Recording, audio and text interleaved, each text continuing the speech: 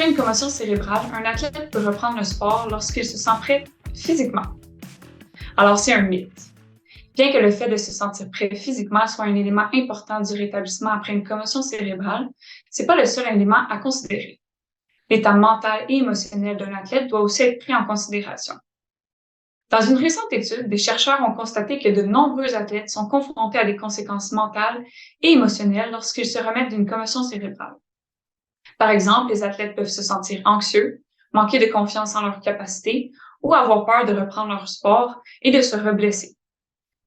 Bien qu'un athlète puisse se sentir physiquement prêt à reprendre le sport, s'il n'est pas mentalement ni émotionnellement prêt, la recherche démontre que l'athlète est plus susceptible de se blesser à nouveau au cours du processus de retour au sport.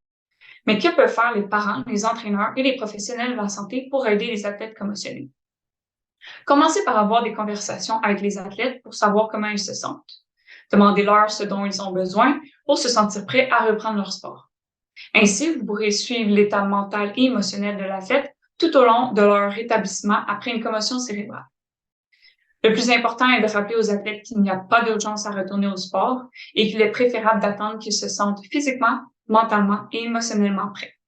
Maintenant, vous savez que le rétablissement d'une commotion cérébrale ne se limite pas à la préparation physique. Donc, il s'agit d'un mythe.